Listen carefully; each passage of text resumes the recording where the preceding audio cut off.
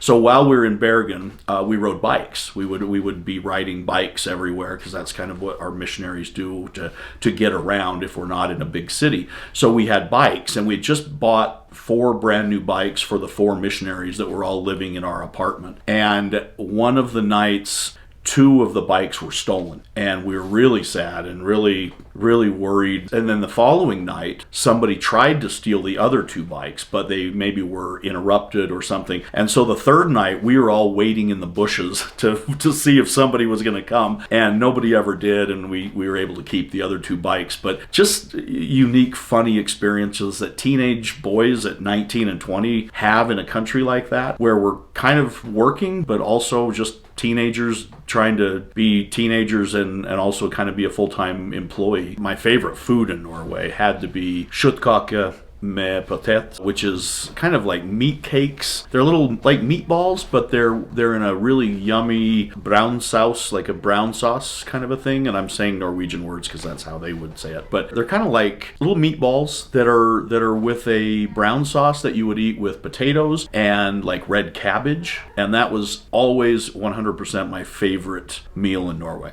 Norwegians eat a lot of fish, and I was not really a big fish eater per se, so lots of people eat a lot of fish in Norway, but I didn't eat a lot of fish. But I'll tell you, the cakes, the marzipan cakes, and the desserts that they have there is like one of the greatest things you'll ever eat. I mean, I had such great pastries, and the bread. Oh my gosh, the bread. There's a bread over there called knækbrød, and it's kind of I've never found it here, but it's a really amazing bread. And if you can get some fresh knækbrød after they've just made it and it's still warm, and you'll never have anything better. The bread and the cheese. Oh my gosh, Norwegians are famous for their cheese. They have goat cheese, they have, white cheese. My favorite was Norwegian ost, which was a white cheese that you would cut slices of, and then you would put those slices of cheese on an open-faced sandwich like bread. So you'd have a slice of bread that was fresh right off of the loaf that you would cut. You'd put Norwegianost or cheese on it, and then you would put like a salami or some kind of a meat,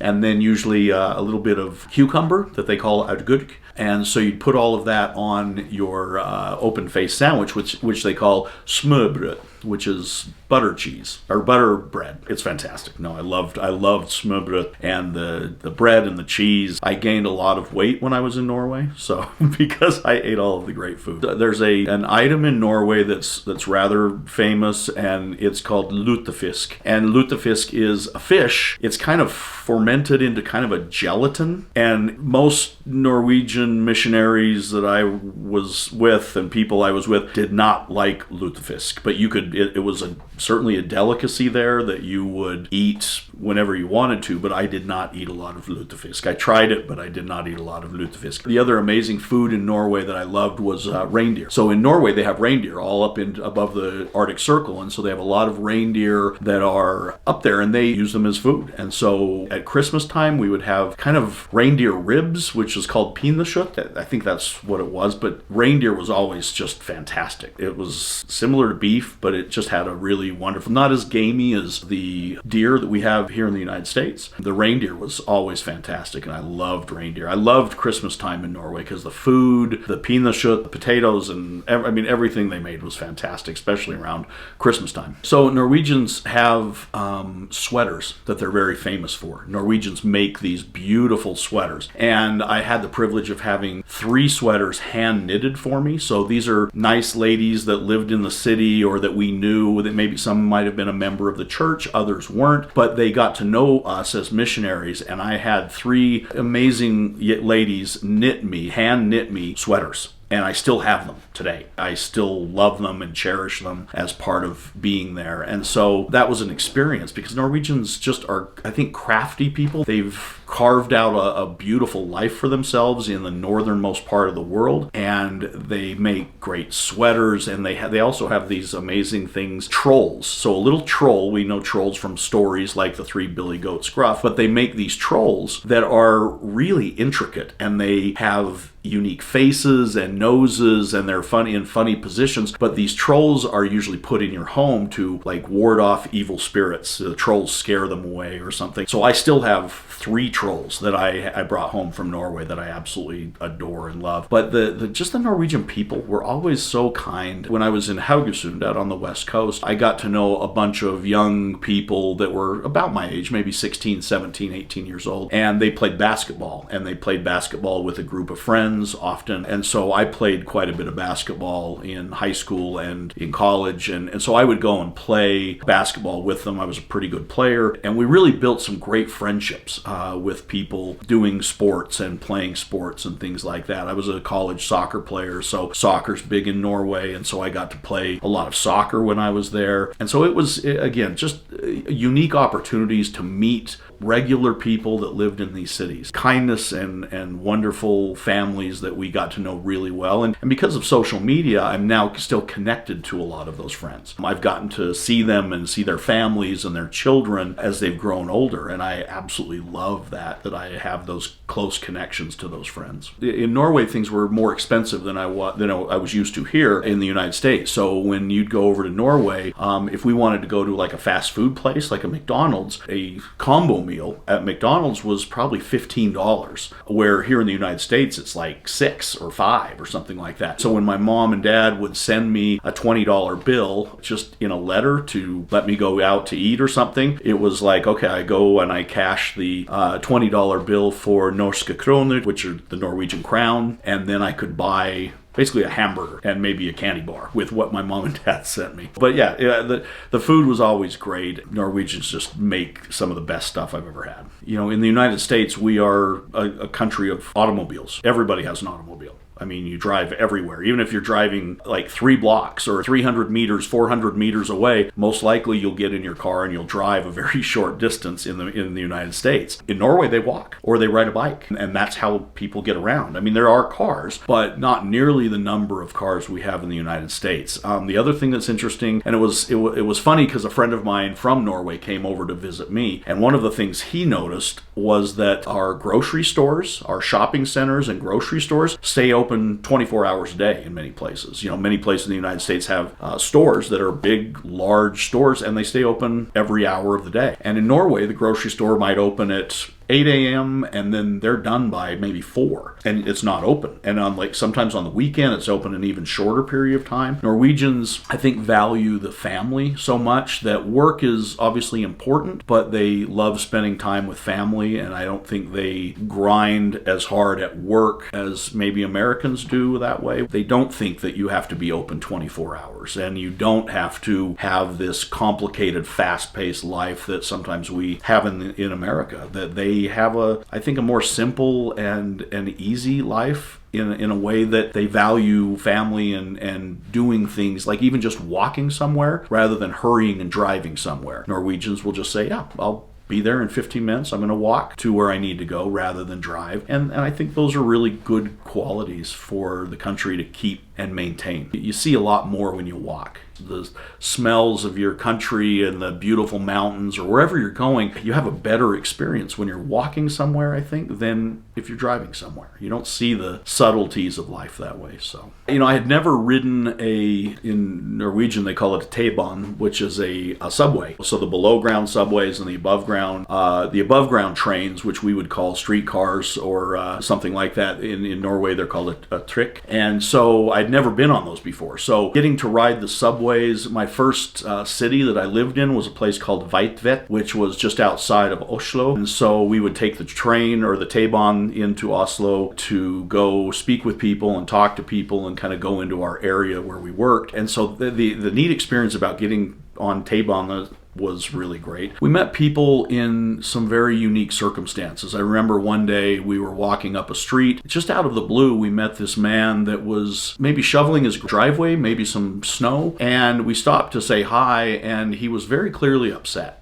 Something had happened, and after talking to him for a while, he had had a tragedy in his family. And we just sat there and just talked talked to him about what a wonderful family he seemed to have, and about all the hopeful good memories that he had with this family member. But it was just a very wonderful connection moment that stands out in my memory as one of the really neat things that we had. Another funny one, we were shopping, my partner and I, we call him a companion in our faith, but my companion that I would go and work with, we would walk around, and we always had to be together because that was one of the rules of being on a mission, that you would be together with your partner all the time. And so as he and I were in a store, we went to a store and bought a week's worth of food, and as we were walking out, a man came and tried to steal our food, and I had people in the store running to help us, and they came in and got the guy, and as a 19-year-old boy, I didn't even know what to expect. I'm in a different country. In America, I would have known what to do, but in a different country, I don't know. Can I attack this person for stealing my stuff, or what do I do? And fortunately, I had some wonderful Norwegian people that came to help and make sure that we had our food, that it was recovered, and that everything went fine. But Norwegians are, I think,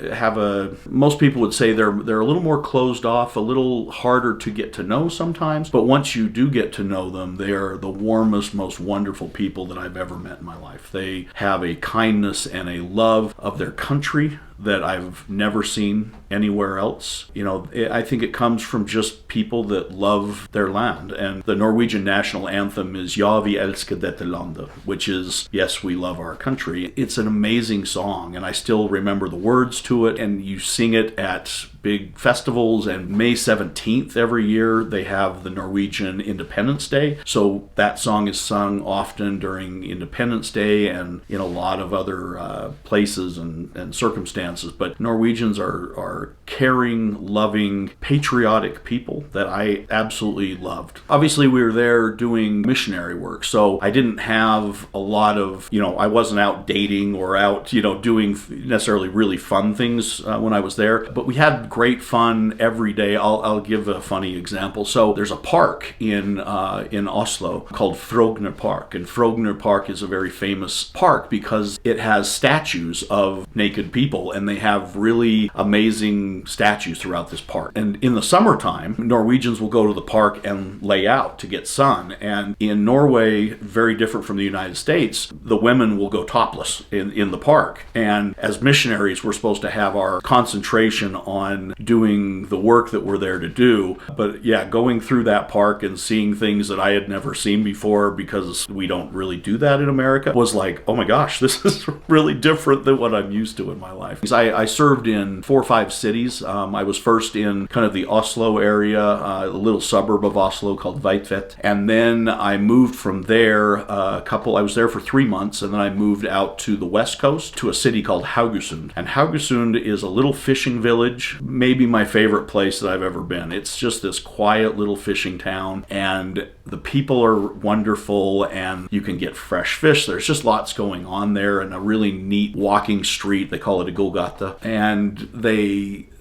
just being in Haugesund was very special. And then we would go for meetings into Stavanger, which is just south of Haugesund. And then I got moved. I was in Haugesund for 6 months, and then I moved to Bergen. I was in Bergen for 3 months, which I loved. And then I moved to Oslo again, and I lived out near the NATO base. NATO has a big base there it's called Kolsås, and Kolsås had this base, and so we were right there by Kolsås. And so we were there, and at Kolsås, because it was a NATO base, there were a lot of American families that were there as part of the NATO presence at that base. And so because of that, we had family friends that would get us some things like peanut butter, like American peanut butter that we hadn't had in a long time, or little treats from the US that they could buy on base. And so we got little treats there, but the Norwegian food and treats were always the best. I was there in Oslo for about 8 months, and then I was in Sandefjord. And Sandefjord is just south of Oslo, which is the capital. And I was down in Sandefjord for about 4 months, and then it was time for me to come back to the United States and finish my finish my mission. I guess I keep coming back to the point of I love the country. I love so much about the country and the people and the patriotism and the hopes and the dreams of people there that want a great life and want to do wonderful things. And I think that's one of the things I have in my job. I have the unique opportunity to travel all over the world. I spend time in the Middle East. I spend time in Asia. I spend time in Europe and everywhere. I find that people are so similar that we all want happy homes. We want good friends. We love good food. We love good music. And we just want to live a very enjoyable and happy time. And I think Norwegians absolutely are those people. They embrace the greatest parts of life, and the joy that they have, I think, is unrivaled. They're an incredibly happy people and wonderful people. I absolutely love them and loved being there. You know, that when I first got there, it was the language. I didn't speak Norwegian very fluently at all. As missionaries, we go into a training center where for 2 months we go and get language training and some other training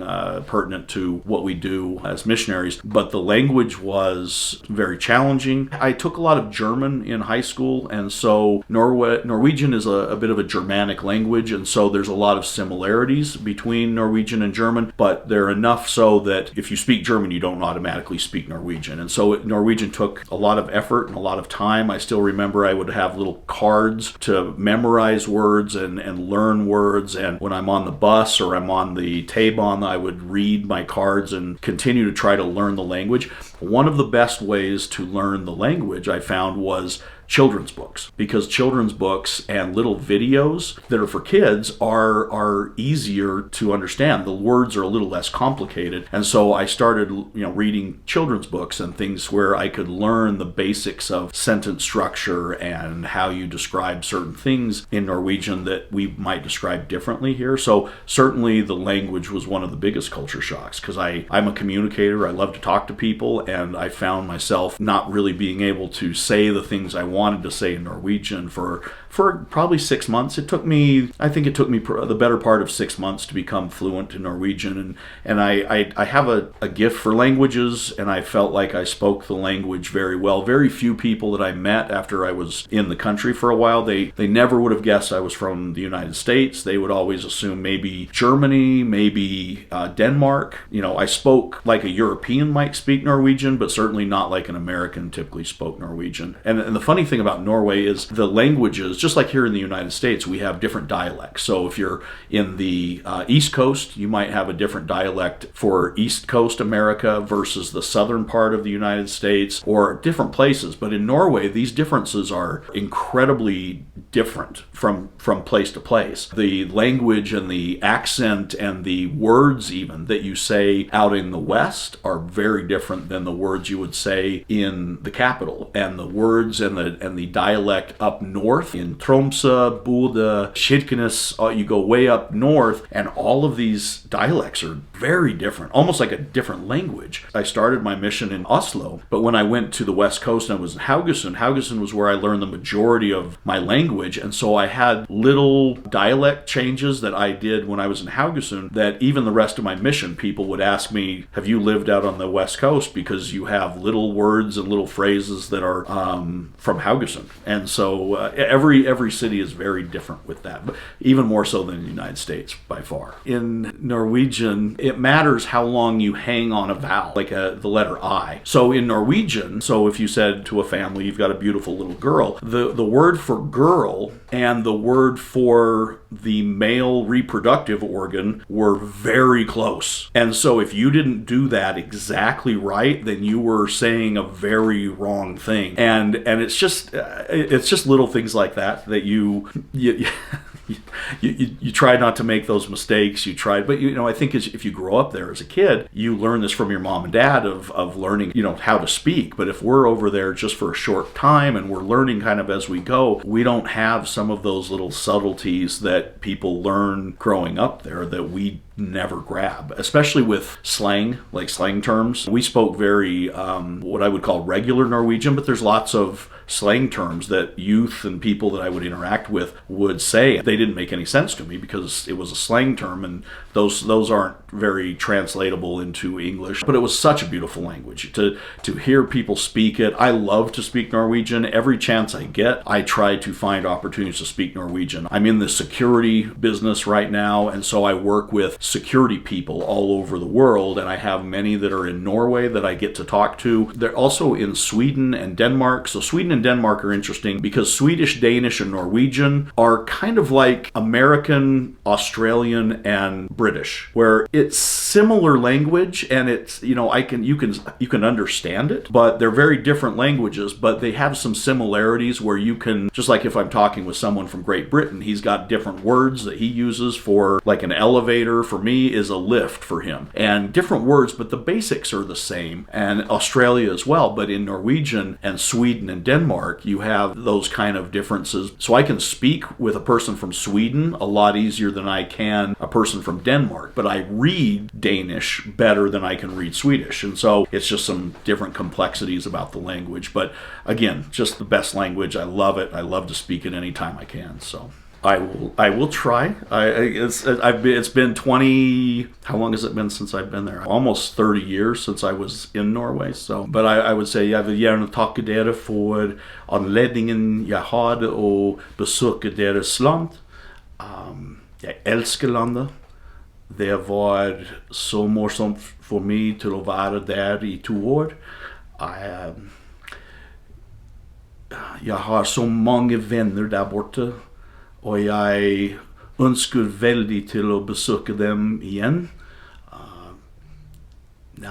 Jag älskar landet och jag önskar att komma tillbaka snart.